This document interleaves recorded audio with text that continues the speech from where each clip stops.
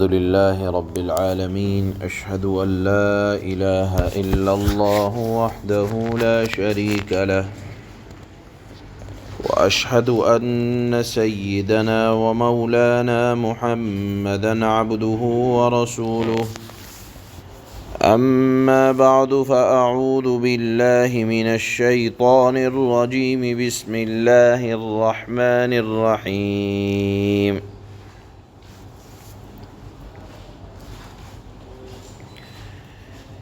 يا أيها الذين آمنوا كتب عليكم القصاص في القتلى الحر بالحر والعبد بالعبد والأنثى بالأنثى فمن عفي له من أخيه شيء فاتباع بالمعروف وأداء إليه بإحسان ذلك تخفيف من ربكم ورحمة فمن اعتدى بعد ذلك فله عذاب أليم وَلَكُمْ فِي الْقِصَاصِ حَيَاةٌ يَا أُولِي الْأَلْبَابِ وَلَكُمْ فِي الْقِصَاصِ حَيَاةٌ يَا أُولِي الْأَلْبَابِ لَعَلَّكُمْ تَتَّقُونَ صدق الله مولانا العلي العظيم لیس البر ان تولوا وجوہکم گزشتہ جو آیت گزری ہے جس میں اللہ نے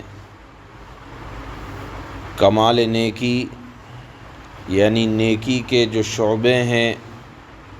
وہ اجمالی طور پر بیان فرمائے کہ یہ نیکی ہے یہ نیکی ہے یہ نیکی ہے،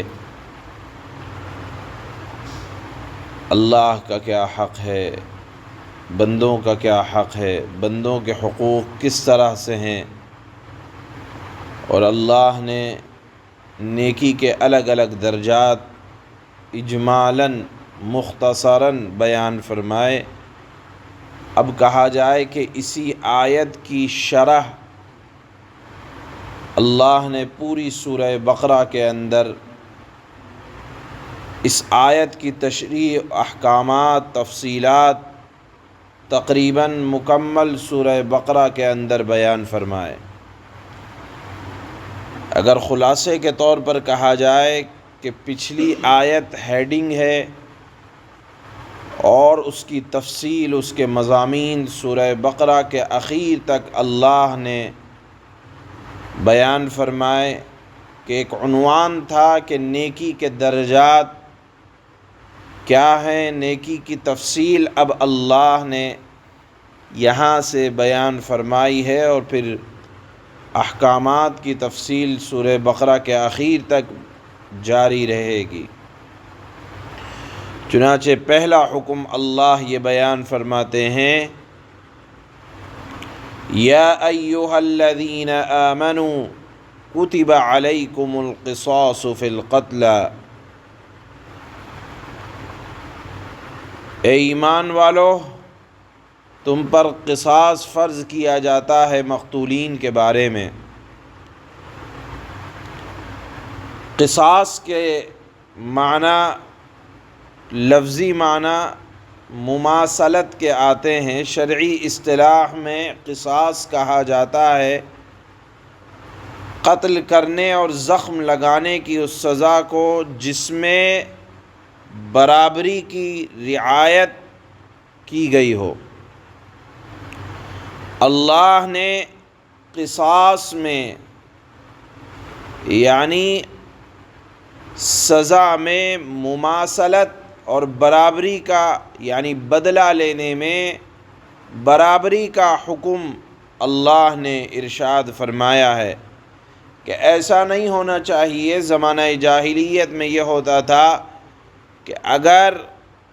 قاتل نے قتل کیا ہے تو اس قاتل کے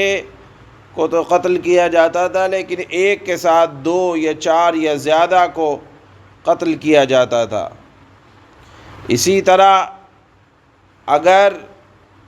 قاتل نچلے درجے کا ہے اور مقتول اونچے درجے کا ہے تو مقتولین یہ مطالبہ کرتے تھے کہ ہم قاتل جو نچلے درجے کا ہے اس کے 2-3 آدمیوں کو نمٹائیں گے۔ اسی طرح سے زمانہ جاہلیت میں یہ ہوتا تھا کہ اگر قتل کرنے والا نچلے درجے کی کوئی عورت ہے تو یہ کہا جاتا تھا کہ ہم اس عورت کو نہیں، اس خاندان کے کسی مرد کو قتل کریں گے۔ اللہ نے یہاں ارشاد فرمایا کہ بدلہ لینے میں برابری ضروری ہے۔ گویا کہ جان کے لحاظ کے اعتبار سے سب آپس میں ایک دوسرے کے برابر ہیں۔ ایسا نہیں ہوگا کہ قتل کرنے والا کوئی اور ہو، جان بوجھ کر کسی نے کسی کو قتل کیا اور وہ قتل ثابت ہو گیا، اور قتل ثابت ہونے کے لیے حاکم کی عدالت لگی، حاکم نے فیصلہ سنا دیا، تب اس میں ایسا نہیں ہوگا کہ مقتول اگر نچلے درجے کا ہے یا قاتل اگر نچلے درجے کا ہے اور قتل کرنے والی کوئی عورت ہے تو جس نے قتل کیا ہے اسی کو قتل کیا جائے گا۔ ایسا نہیں کہ قاتل کے خاندان میں سے اور کسی کو قتل کر دیا جائے، یا اگر عورت ہے تو عورت کے بجائے کسی مرد کو قتل کر دیا جائے۔ اسلام کے اندر مساوات ہے، برابری ہے۔ اسی طرح اللہ نے فرمایا فی القتل کہ قصاص لینے میں جو قتل کیا جائے گا وہ برابری کے ساتھ کیا جائے گا۔ ایسا نہیں ہے کہ اگر کسی نے کسی کو آگ میں جلا کر مارا تھا تو اس کو بھی اسی طرح سے آگ میں جلا کر مارا جائے گا، بلکہ جان لینے میں برابری کا حکم ہے۔ سزا کے طور پر یہ حکم نہیں ہے کہ اگر کسی نے کسی کو مسلح کیا تھا، ہاتھ پیر کاٹے تھے، اسی طرح قاتل کے بھی، بلکہ جان لے لی جائے بس کافی ہے۔ جان کے اعتبار سے، مار ڈالنے کے اعتبار سے برابر ہیں۔ اس کے بعد اللہ نے فرمایا کہ اگر کوئی مثال کے طور پر معاف کرنا چاہے یا دیت لینا چاہے تو اللہ نے دین اسلام کے اندر اس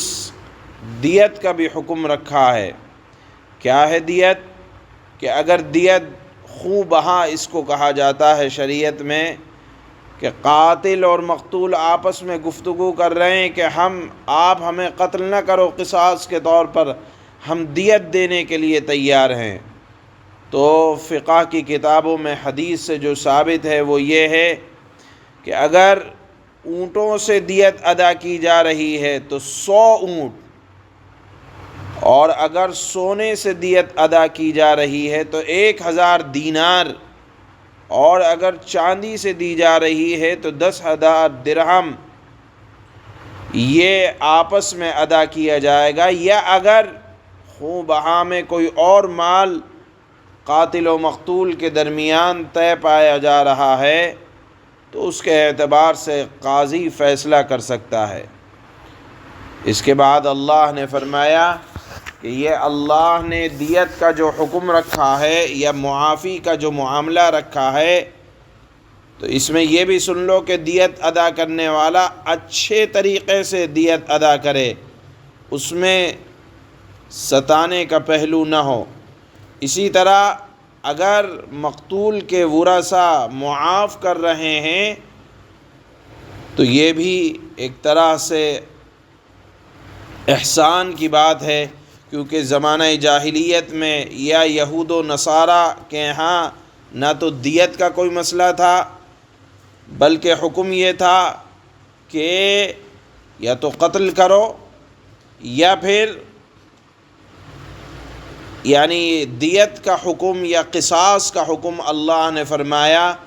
کہ کہ اس امت محمدیہ کی طرف کے لیے خاص ہے۔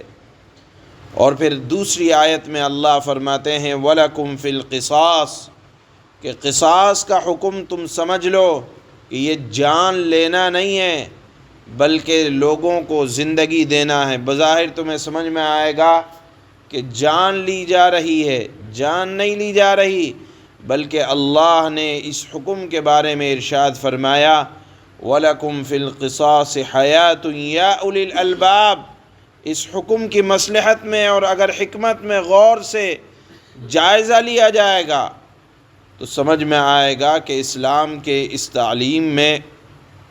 لوگوں کو زندگی دینا ہے، اس لیے کہ اگر آپ ایک قاتل کو بھی سر عام اعلان کر کے سب کے سامنے یہ سزا دے دیں گے تو دوسرے جو لوگ ہیں جن کے ذہن کے اندر فتنہ اور فساد آ رہا ہے،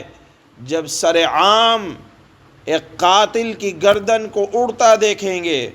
تو ان کے اندر ڈر آئے گا، خوف آئے گا،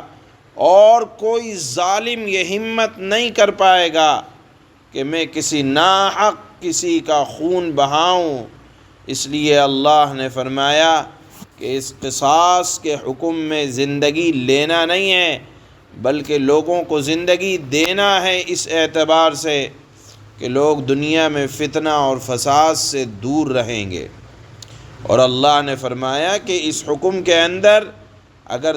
گہرائی میں غور کریں گے تو آدمی کے اندر اللہ کا ڈر اور متقی اور تقوی پیدا ہوگا۔ بہرحال اللہ نے یہ ایک حکم بیان فرمایا ہے کہ قصاص ایک تو خود نہیں لیا جائے گا بلکہ حاکم وقت کے دربار میں بات پہنچے گی، وہ فیصلہ سنائے گا، اور اس فیصلے کے اندر برابری کا حکم ہے، اور یہ برابری صرف جان لینے کے اعتبار سے ہے، یعنی صرف قصاص جو ہے وہ قاتل